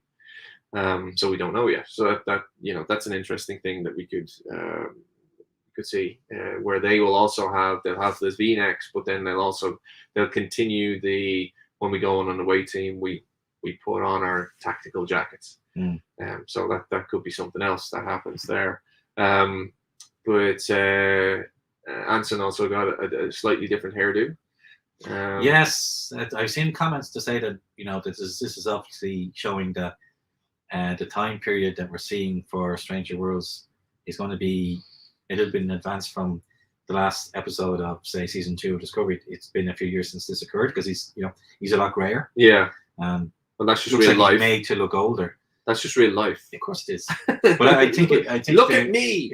Look at me. Look what's happened here. What the fuck? Let's not go too far down the road of how our hair looks now. As to what it looked like 10 or 15 years ago. You used to have a coif like me. What happened? I used to have a mullet. Yeah, I've got a bit of one of them going on at the moment. But I blame Chris Pine for that. But I think then we're going to see that Stranger Worlds is actually set a couple of years since the events of the end of season 2. Yeah, I think they'll be into their mission. Yeah, quite a bit, So I think we can say with any shadow of a doubt that that's probably the one you're most excited for. Yes. Oh yeah, without a doubt. I watch them all, and then make up my mind after I've seen them. Season 2 of Discovery. Season 2 or 3? There was season 2 and 3 of Discovery. It just didn't draw me back. It's not one of those I have to watch the next one. Lower Decks, I chewed through the first 5 episodes. I was skeptical about Lower Decks, and I didn't know what it was going to be. I don't watch Rick and Morty. I don't watch Disenchantment, and some of that animation, adult animation style, doesn't grab my sense of humor. Family Guy and stuff like that. Not a fan. I did watch a lot of Family Guy. I did watch all of season 1 of Family Guy to say, well, look, this is a big thing. It's a Seth MacFarlane show. I'm going to watch it. I'm going to give it a go. I think it made me laugh once. So I was like, no, it's not a show for me. But I watched it, gave it a chance. Rick and Morty, again, it's just not so much something that grabs me. But I watched Lower Decks, and even though it is Star Trek but not Star Trek, I love it. I think it's a great show. I think it's great comedy. Are you talking the first 5 episodes of the second season now? No, I've watched all so of you're those. Up to date with, I'm up to date with them. Yeah. So spoilers, we might mention stuff. Yeah. But yeah, I really enjoy it. Season 1 was just great. It was just great crack, and it was obviously made for fans. It was made It's just gag after gag after gag, and it's mention of this, mention of that, and you're just going, I know that, I've seen that episode. And if you haven't seen all the episodes, they reference so much. And in great ways too. But they reference so much, but you're also going, oh, if somebody hasn't seen that and they don't know what that reference is, it gives them an excuse to almost go back and watch that. For the newer fans, maybe the newer fans, the younger fans who haven't seen every episode like we have. I love the episode where Bonner is trying to get his Tom Paris plate signed. Yeah. It's He's stuck in a hilarious. Jeffrey's tube. And he superheats. I thought it was going to break, or do the Indiana Jones thing where it was going to burn like a thing into his hand or something. But it was great to see. Great to have. Bobby McNeil did it, didn't he? He did, yeah. So it was great to have another legacy character in there. Still hasn't gotten a promotion, I see. Still lieutenant, even after spending so long. I would like to see. I don't know about the rest of you, but he's at everything. I don't think he has. No offense to him. I don't know if he has much of a career anywhere else. Obviously, we don't know what he's like in real life to work with. But God, give Gareth Wang something, would you? He's there, like he he said it himself. He was the first person to show up. He loved being on Star Trek. Yeah, I think he's aged. He's aged gracefully. His voice, the timbre of his voice has changed. Have you noticed that? I think he'd be a great captain of something. It was about time he got some sort of promotion. Yeah, well, he did. He's. I know we see him. He's captain of a Nova class starship. He's captain of the Rhode Island. Yeah. In the future Voyager, in one of the possible futures of Voyager, I think that future was erased. But in one timeline, he was captain of the Rhode Island, which is a Nova class variant. It was an upgraded Nova. So one of our sister ships. So it was. But I think it's a running gag for there's hundreds of memes, and it's just one of those. The character was always an ensign. Yeah, seven years of the show, and he never got any kind of a promotion. And Tom Paris was promoted and demoted and promoted again. It's like, and they also say nobody else got a promotion. Because there was no positions to promote him up to. He was a senior officer, but man, if he didn't get double graded to at least a senior lieutenant or lieutenant commander as soon as he got back to Starfleet. There's something criminal going on there. If he wasn't sitting his exams while he was out there, on Voyager, man, it's a character like you'd hope that they could do something. I think it's a Lower Decks episode that they need to do. And it's like a random episode where if anybody wants to start a GoFundMe page, just let us know. We give Gareth Wang a shout. Yeah. I'm sure if we wrote a Kim episode, just a radio play or something, Gareth would do it. Apparently, he's a captain in a mission on Star Trek Online, says Andrew. Oh well, a lot of them have gotten Star Trek Online stuff. I'm so behind. Antoinette says the Ferengi in Lower Decks always give me a good laugh. Ferengi. I tell you what, I was going to say the Pak Mara, but the Pak Mara, they're Babylon 5. Babylon 5, yeah. What are they called from the last episode? Sounds familiar. Huh? Just ship goes good. They're Packlets. The Packlets, yes. Packlets. Did you watch that episode? Oh well, that was the end of season 1. No, there's another. Have you watched this season 2? This episode. Have you seen the last episode was a Packlet episode? Have you watched that yet? Oh, maybe not. Okay, well, then I say nothing. Maybe, it was maybe brilliant. not. Yeah, I don't know. I'll say nothing so, but I was going to make a comment on that I thought I'd love to add, but you'll have to just watch it. So okay, right. No spoilers for me either. There's some great moments on Lower Decks. Andrew Brannigan says they couldn't afford to replicate a new pip for him on Voyager. I love that I love that they referenced that as well in Lower Decks recently. That if you watch, I was watching I fell asleep to a Next Generation episode recently, and Data had actually for one scene had a gold black pip. He had the right amount of pips, but he had 2 black ones instead of two gold and a black for Lieutenant Commander. So Tuvok in season 1 of Voyager, they called him Lieutenant Commander, but he only had Lieutenant pips for the longest time, for many episodes. O'Brien's pips just completely changed the whole time. He had, even though he's a chief, he has an ensign pip. He's got lieutenant pips at some stage until they invented a master chief for him. in when they got the First Contact, the Rapture uniforms.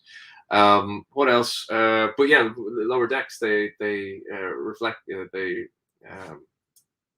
state that, oh yeah, not everybody has the rank that their pips show, or something like that. They're walking down a corridor and they reference it. Well, that's it. I mean, it's part of the brilliance of Lower Deck is that, they even reference some of the mistakes that were made in previous shows and poke fun at it. Poke fun at it. Yeah, exactly. Yeah.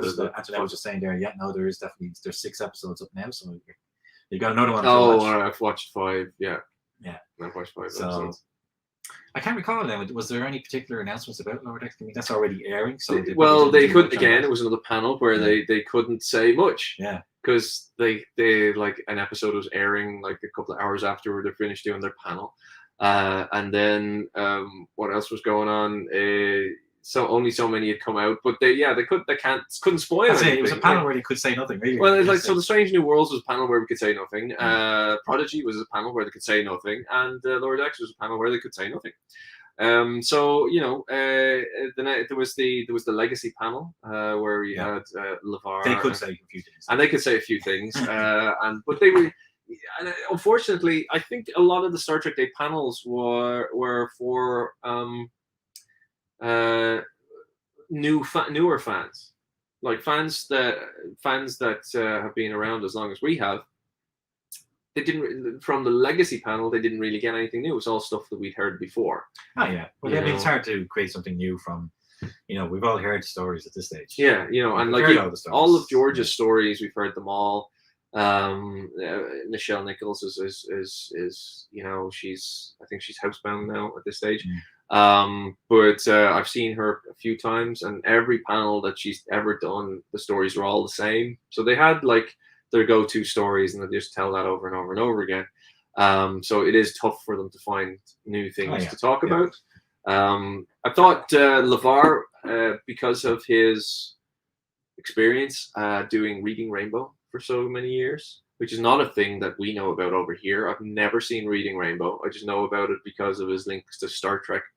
But because of Reading Rainbow, he was the best at reading the teleprompter. I think he was the one who was able to read the teleprompter and give the best performance from it. Everyone else was very obvious about it. And I thought, using what we're doing, it's the same setup as here. I have my good camera here, and then I have the laptop in front of me here, as we also have the TV and the tablet. So we actually have 3 streams of. I have the phone here as well. So I have like different technology doing different things. So I can see it. There's YouTube here. There's Facebook here. There's my camera feed here, and then there's the StreamYard feed here. So I know if any of them, crash or something. But I also know that there's a frame lag, even though it's an amazing camera. It's so much data. It's giving frame lag to StreamYard. And then different things up on, and we're delayed on different mediums all around the thing here. So when Kate Mulgrew gave her speech and Sarah Bluffton saying they had a camera to the side of their laptop and they were reading their laptop, so their eyes belayed that they were talking to you. They were looking at their laptop words. So it was like me, I'm reading off this screen here and giving a speech, where it's actually better if I talk to the single eye of the lens here, because this looks like I'm talking to you. This looks like I'm looking at the lens, but I'm actually looking at something off in the corner of my eye. So for me, that was a little bit of a throw off, because you know what the medium was. But I suppose a lot of people are used to that over the last couple of years, because that's what people have been doing via Zoom. So it's more like having a Zoom meeting than having someone present something. I thought Cyril Lofton did his best with reading the piece that he had, but it was almost like he didn't read it in advance, or they hadn't been given it in advance. So, so reading stuff like that is reading from teleprompter, reading stuff like that is tough. There's a couple of flips that even experienced actors had. George did one, Gareth did one, so. But that was, you forgive that, but LeVar was definitely the best at reading them all. I thought Jerry Ryan had her segment. She just introduced the trailer for Voyager, and obviously that wasn't enough because she's in Picard, or she introduced the trailer for Picard. Yeah. But she wasn't part of any of the panels. And there wasn't a Picard panel, was there? I don't know. I still haven't seen all of it, so. Well, here's me doing research. I've watched it twice because I knew Frank asked me to do this, and then Frank hasn't actually done it himself. Yes, I knew I could depend on you, but yeah, I'm sure that there was a Picard panel. Well, anyway, Jerry didn't get too much because I wasn't a fan of Jerry's character in Voyager. Most guys were super attracted to the character. That's why she was invented. That's why she wore that jumpsuit. I wasn't personally. Some people say, "Well, what's wrong with you?" But I much prefer the character of Seven in Picard than Voyager. Such a better character. It's like it was like Annika was unlocked. Yeah. And Jerry Ryan has been given a great opportunity to portray a character in the future. How did she progress? And I think it's just a wonderful portrayal. I do actually like the first time I saw Jerry was she was playing a Russian agent in the second half of Dark Skies. Remember that show? I do. Yeah. That was a great show. Back in the 90s, that was her first big show. It was Dark Skies, and they got a 13-episode run as a mid-season replacement, and then did decently enough, and then we're given another 13 episodes, and not expecting that the writing fell apart. But Sherry became one of the main characters in that she became a Russian agent in the whole UFO investigation situation. So I saw her before she was in Voyager, and knew of her. She wasn't just an appearance there. So, but I think she's doing great in Picard, and I'm glad she's become a part of Picard. She is a character that's great to explore, and it's a character that has been able to change in a positive way. Has so much potential, as you say, for change, for growth. God, I'm doing the Picard maneuver so much today. But the opportunity she has now, it's fantastic. Like, you're going now. I want to see a spin-off show, like 7 of 9. No more spin-offs. Fenris Rangers.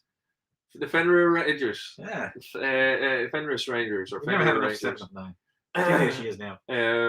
But another spin-off. How many spin-offs can we deal with? Like as many as we can get. I mean, it's almost like they're everything is a spin-off. Sure. They're screening the wall now. It's like let's make a whole load of shit. There's only one original, so they're all spin-offs. I know, but even TNG's a spin-off. Star Wars is doing so many spin-offs. Marvel's doing so. It's just the time to let's just throw money at stuff and see which one sticks. Let's try this medium, that medium, and okay. So you get gems like Lower Decks. That's great. Picard, I enjoyed. I thought it was 4 episodes too long. They had to fill 10 episodes, and I think they only had story for 6. That was my feeling on that. Discovery. I like the characters. I don't like that it's Michael Burnham is the main character. I prefer the ensemble, so I'm looking forward to Strange New Worlds for that reason. Prodigy. I enjoy certain kids shows like that. I will go back and watch old cartoons. Ghostbusters have an official YouTube channel. They're re-releasing Extreme Ghostbusters and the Real Ghostbusters, full episodes. You can go back and watch them. So Sony are releasing those in anticipation of the long-delayed Ghostbusters Afterlife. So I happily watch those. I was a big fan of Real Ghostbusters. It came on just at the right time for the age that I am, and it was. I really enjoyed it. But the thing that I want to say about watching them on official Ghostbusters channel on YouTube with Sony, with a lot of stuff on YouTube nowadays, far too monetized. Oh my God, it's an ad every 90 seconds, every 2 minutes. It's overly monetized. It's like, stop, and I've actually noticed that they've started to go back to the banners because I'm sure they're getting complaints from people for the amount of, God, I've hit skip again. Yeah, you got to find you just don't bother with the YouTube stuff anymore. Like YouTube was, you didn't mind the 10 second or the 5 second ad at the start, or you could skip it after 5 seconds. or then you get now and again you get the 15-second ad, or now you get 30-second ads that you cannot skip because they played the premium. I think the one that annoys me the most is like, is it Ariel washing up liquid, or what, Ariel for your clothes, and I also for your polyester. Well, do make sure you take the stink out of your man-made fabrics. That's a good ad. Maybe it is aimed at me because it's like I do accept cookies, so you should be aiming advertisements at things I like, at things that I don't surf Ariel and Persil, although I'll probably now, because my watch is listening and my phone is listening, my laptop's listening, I'm probably going to get all sorts of cleaning products coming up in my cookies, or my advertisements on my websites. But yeah, oh my god! But yeah, YouTube is really annoying. But anyway, if you can sit through the over monetization, you can actually get official real Ghostbusters and Extreme Ghostbusters, because I didn't get to see that. I don't think it was over here. So real Ghostbusters or Extreme Ghostbusters, I actually like. It's a fun show, even though it was made in the 90s. Yeah. And I think Prodigy will be down that road. That's it. Like, I mean, I don't gravitate towards the kids shows too much. You can't even watch the Muppets. Can't even watch the Muppets. He can't even watch Farscape. Farscape Muppets, just But having seen the trailer for Prodigy, the production values, it looked amazing. And I'd want to see it in 3D. Hearing Janeway speak again, like, it was like, I'm definitely gonna watch this. Well, yeah, I mean, Kate's great. It's great to have another legacy character. And I say that saying that Voyager was my least favorite Trek. Yeah, Voyager. Well, Discovery's my least favorite Trek. There's a question in the rankings, and guys, stick it in the comments what you think as well. This is a conversation that comes up. We all have in the pub every now and again. Rank Trek, because there's so much of it now. There's so much. So rank your Trek. Rank my Trek. So yeah, jump in the comments here, guys. Rank your Trek. 1. No, start at the bottom. Start at the bottom. Start at the bottom. That's harder. Voyager. Voyager at the bottom. At the bottom. Okay. Interesting. Okay, start at the top because it is harder. It's easy to work down. Yeah, easy to work down. So number 1, DS9. Okay. Number 2, TNG. Number 3, Enterprise. Right. Number 4, Discovery. Number 5, Picard. Number 6. Actually, I've forgotten about Lower Decks. Lower Decks there. But number 6, I think would be the last one then. And of the current plot that I'm thinking of, would be Voyager. Right. But now you've got Lower Decks as well, which I'm absolutely loving. Yeah. So we can't put Prodigy in because we haven't seen it. That list will change because you're going to be in a certain frame of mind for a particular show. Because Enterprise sometimes goes up and down for me. Does it? Yeah, I mean, I love it. I'm rewatching it every now and again. That's my episode, so going to. But and with Deep Space Nine and TNG, sometimes they will, Yeah. But yeah, I think Deep Space Nine would probably be my number 1. You forgot one. Would stay there. Does anyone know? The original series. Sorry. Where it all started. So yeah, where do I put that? Somewhere slap bang in the middle, I'd say. Yeah. I mean, it started everything. It's the original Trek, but it's still of its time. Sorry about that big bang there. Everyone heard Frank just kicked the microphone. But it is still of its time, and sometimes when I watch it, it's like it's great, but everything has moved on so much since then. Yeah. So for me, it's Next Gen, always at the top, and just started. You grew up with. Yeah, I mean, I grew up. What I say is, I grew up on the Enterprise D. A lot of people might have grown up on classic series Kirk, but I grew up on the Enterprise D, and the Enterprise D was a family show. Will Wheaton's character Wesley was exactly the right character to draw me in, even though people 10 years older like yourself would have got being a lot more of shut up Wesley, why is a kid on the bridge? But that kid was on the bridge for exactly the reason why I started watching. It was for people my age to bring us in, and then as we grew up with Wesley, we wanted to be that kid on the bridge. So that was why Next Generation sat for me. DS9 after that for me, definitely. So far after that, it would be I think at the moment Lower Decks. I'd go for really jumped up the scale. Yeah. I think it's hit my funny bone. It's hit my sense of humor. So Lower Decks, you have to look. I think you have to look at it in rewatchability. and Lower Decks has really got that, I think. So Lower Decks, then after that Enterprise, and we've got after that Enterprise, then Voyager, then Strange New Worlds, then Discovery. No, sorry, no. Let me change that. Yeah. So then, so Lower Decks, then Enterprise, Classic Trek, Voyager, Strange New Worlds, Discovery. How can you put Strange New Worlds in? You haven't seen it yet. Because it's just going to be better than Discovery. You can't. You see, it's already better. It's already that's an assumption that you're. No, it's just Anson Mount. It's Anson Mount and Rebecca Romaine. It's already better than Discovery. You can't put something in a list that doesn't exist yet. Well, I didn't put Prodigy yet. No. Okay, all right. Okay, I'll go again. It's got to be something you've seen. Right. Okay. So based on stuff that I've seen already, Next Gen, DS9, Lower Decks, Enterprise, Voyager,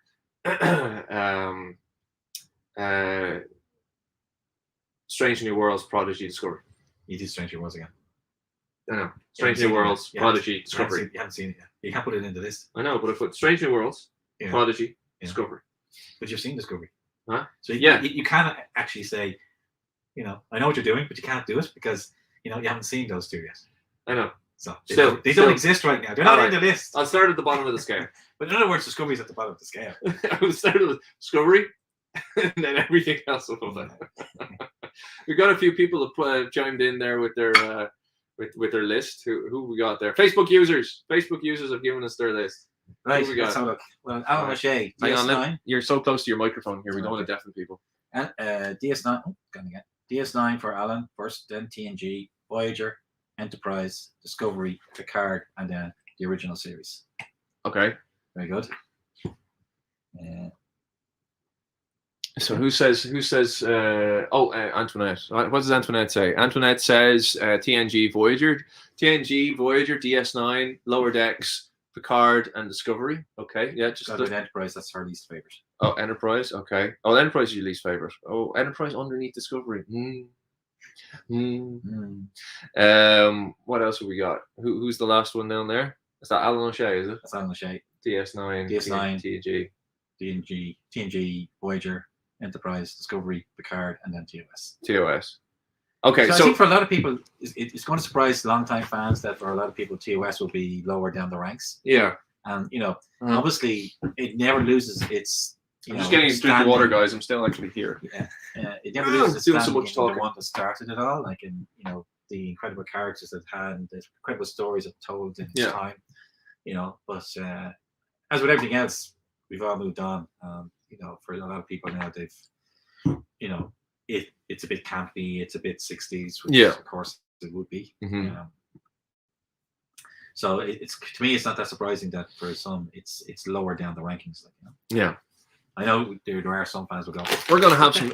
We're gonna have some chocolate here because we've been talking for so long, and I'm trying not to advertise what it is. But there's some chocolate there, Frank. If you want to grab some, thank you.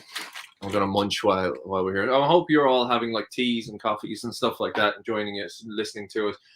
Here's another question. I'm just interested. What? Oh, sorry. The feed's gone a bit. The signal's dropped there. I don't know why. I'm a full signal here. Anyway.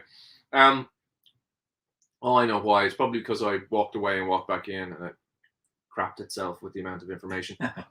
Hopefully you can still hear us. Who's out there? Facebook user says, Antoinette Kelso. Oh, yeah, she's moving on to Q4 this time. What time is it? Oh, 4 to 9. Jesus. Oh, well, Anne Grace is taking over from us then. Yeah. So, I think we better wrap it up today about 9 o'clock. Yeah, maybe. We've got another... By the way, 12 minutes. As Antoinette was heading over to Q4 shortly, for any of you who want to continue chats and all the rest of it afterwards, Q4 will be, I think it's kicking off around 8:30, so it'll be sort of kicking off around this time frame. Yeah. So if you want to join that afterwards, and we'll have put a link or a comment in the OConnell page where you can sort of just let her know you want to join. Yeah. So there you go. I don't know why the feed, the signal suddenly crapped itself. Must be something to do with Aircom. They were foostering around, not air. Well, yeah, air, because Irish. We always have problems with our internets here in Ireland. Many of my Maker Chat stuff went wrong, and like we had a perfect signal there for a while, and now it's just gone. So I mean, what's changed? Nothing. I've we've touched nothing with the aerials here. But anyway, that's technology. You can probably still hear us. It might clear up in the next 10 minutes when we finish. But my question then to everybody was going to be, what medium are you watching on? Are you watching on your laptop? You're watching on your TV? Are you watching on your tablet or your phone? How are you joining in? I'm just interested to see as to what type of medium to aim for when we're doing this in the past. And what do you think of this kind of sitting on the couch thing format? Yeah, my initial thought on it was like sitting at a desk with the whole two Ronnies thing, like, you know, with our newspapers and like, oh, I can't see that. But then you saw how much technology. Yeah, this is it. Like, they just saw how much technology it takes to try and do something like this. You know, I don't know. It works. Sometimes it works. Sometimes it doesn't. But I could have used the tablet and had.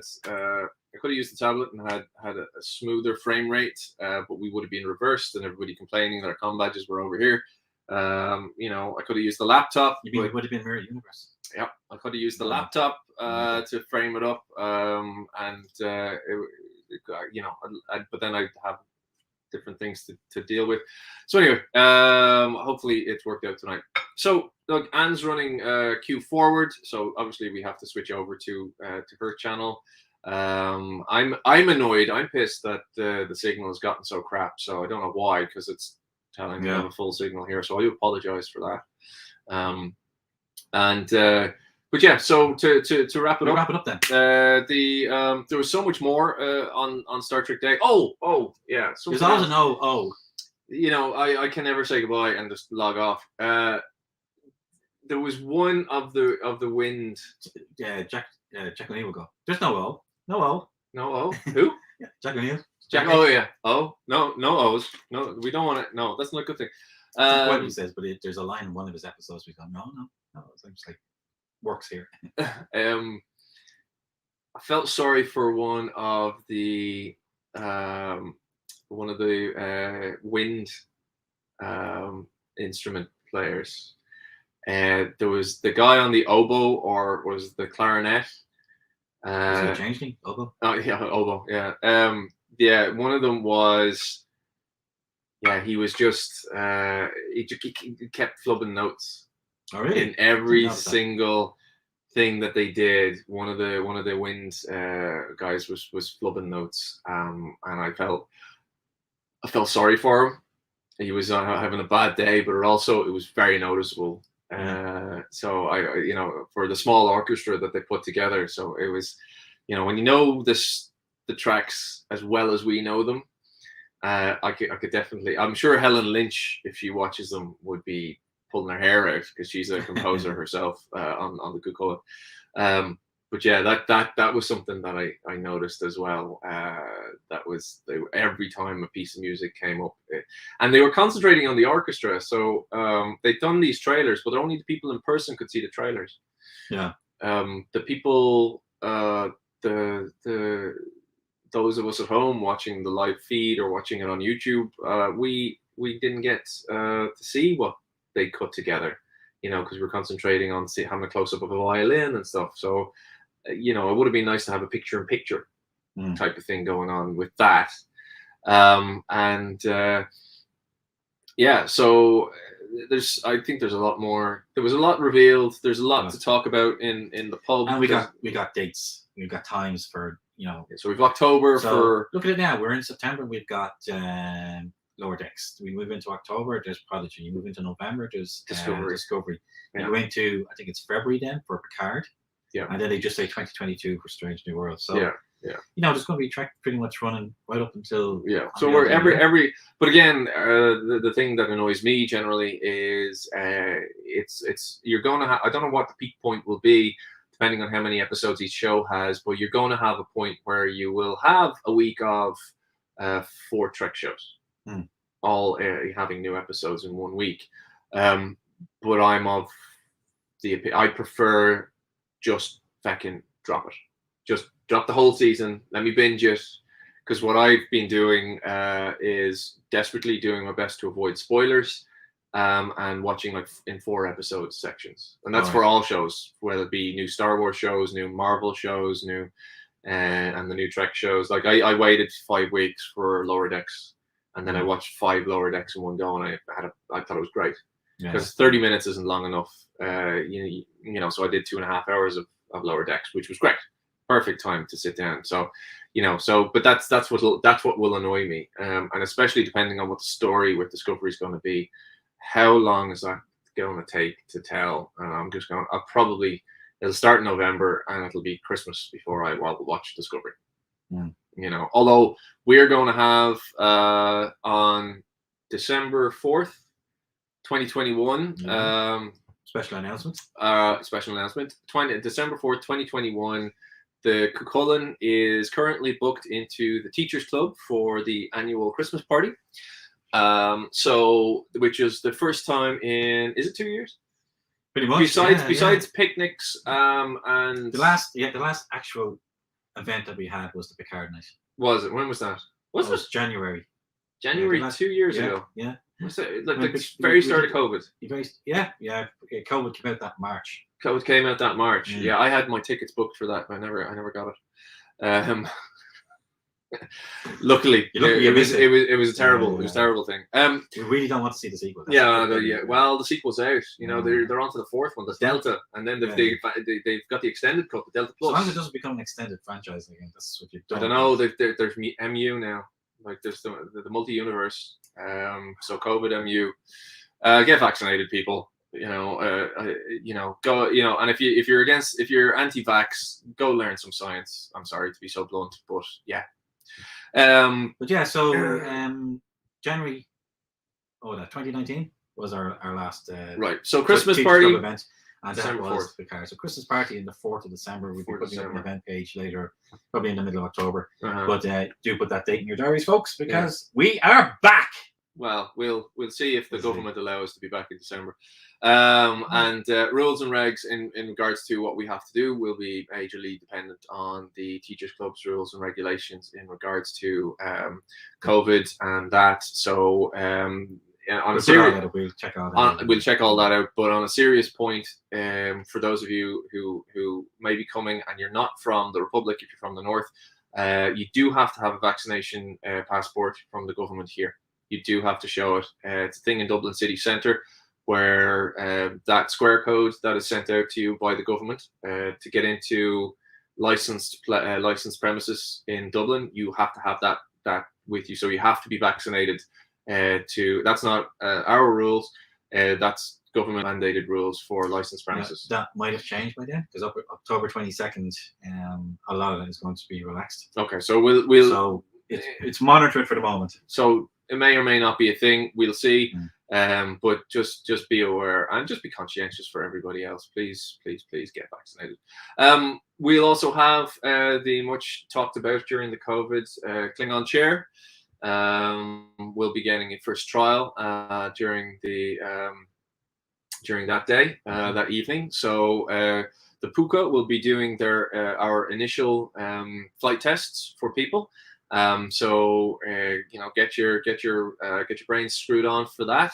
So we will be doing flight training and flight examinations for people who want to do that. So we will be bringing a Klingon chair, sitting in that chair, trying to landing a ship. You'll get there. Wait till you try combat. Yeah. So Frank hasn't gotten the combat rating yet. It's amazing. Like you'll be blown away by it. So I'm sure you've seen photographs and the various different things of the chair. So yeah, that will be there as well. I still have to finish it. Lots to look forward to. I still have to finish the chair. I still have to put a new base on it, the busy boxes inside. Anyway. Yeah. Lots to look forward to now. Look forward to December. So definitely put it in your diary. We'll give you more details as we get closer. But from now, just put it in your diary. Yeah. December 4th, Teachers Club, 26, Parnell Square, Dublin, Earth, Sol System, Milky Way Galaxy. Just in case you're listening out in the world, out in the universe. Yeah. So there's a lot of stuff coming up. A lot of new Trek over the next, at least for the next 6 months at least. So yeah, I'm looking forward mostly, I think, to Strange New Worlds. What are you mostly looking forward to? Well, I'm a huge fan of Discovery. I'm really looking forward to seeing season 4. I'm actually looking forward to seeing Burnham as captain and seeing how she's adapted to all of that. Oh, No? that's the other thing I keep thinking about. Yeah, sorry. So go ahead. Yeah. And having seen the Prodigy trailer, I'm really looking forward to that. So, Discovery is what I'm mostly looking forward to because I've been really enjoying that show. I'm looking forward to season 4. Right. Anticipation for Strange New Worlds is off the scale. I think it's going to be amazing. Yeah. I love the fact that we're going to have the two different formats now, the long-term storytelling and the episodic. Well, the Strange New Worlds will have episodic storytelling, but it will have character arcs. Oh yeah. So the B stories, there will be a B story. Yeah. Even though you'll have episodes that deal with something, the characters won't just erase the storyline at the end. Even if they have to deal with arcs, that's fine. You just have to look at the 4th season Enterprise to see how brilliant I don't mind that. I don't Mm-hmm. mind that. Like Yeah. even Next Generation had mini arcs, or episodes 2 seasons later we come back to something. Oh yeah. That's fine. I'm happy out with that type of stuff. Mm. Right. So the last thing I was going to say, to me, Discovery now has become the captain of the Discovery is like Defense Against the Dark Arts in Hogwarts. Every season is a new captain. I don't know much about Harry Potter, so that. So I don't get those of you who know Harry Potter agree with me. Can I just quote Steve Rogers here and say I don't get that reference? Well, there's people out there who do. So because we've had 4 different captains, 4 different seasons. So I'm going to predict now that Michael Burnham is going to lose the captaincy by the end of season 4, and there'll be a new captain in season 5. That'll be interesting. So that's going to If it does happen. If indeed Discovery gets to season 5. Maybe Saru will get his captaincy back. Well, that's the thing. No, I don't think he will because he was captain for season 3. Mm. So you had Lorca, then you had Pike, then you had Saru, now you have Burnham. So, yeah, but I think they've been working up to that probably from day 1. So no, I'd say she'll be captain in season 5. I don't know. Anyway, I'd happily see that character disappear, and I'd probably like the show better if the other characters got to shine more. Like Detmer. Detmer was getting some great story beats in season 3, and I was more interested in her story than the main story that was going. So let's put Discovery back on that road. So anyway, that's we're coming up on the 2-hour mark there. So it's hit 9 o'clock. I think a lot of people will have jumped over to our Zoom, the Cucullins Zoom meetings, which happen with Anne Grace, called Q Forward. And if you're part of the Cucullin, you're always welcome to drop a note on Anne's announcements and join the Q Forward Zoom parties, which she's still regularly doing. Started up in COVID and has continued. So well done, Anne, for that. It's a great place for people to meet virtually. Never mind about because of COVID and lockdown, but because we do have people all over the country here in Ireland, so people get to and all over Dublin. And we've had people join us from the UK and the US as well. Exactly. So that's the great thing. You can video conference call from all over the planet with a better signal that air is giving me right now with that mush that I can see is out there. So anyway, look, that's it. That looks exactly like my TV used to look back in the 80s. Well, it's like actually my TV in the 80s looked better than that. Yeah, exactly. TV in the 80s looked better than that. It's a 64-inch screen projecting mush. So that's a kind of, with the technical QC brain that I have, that's annoying the crap out of me, and I don't know why, because everything says the signal is pretty strong. So it's something I can't fix. Right. Well, anyway, with that, that's Frank's XO chat. Yeah. So thanks very much, anyway, to everyone who joined us and who commented, and I hope you enjoyed it, and are all looking forward to what's coming up for us in the world of Trek, as we all are here. And so, to quote some favorite comedians of mine, that's a good night from me. And it's good night from him. Live long and prosper, folks.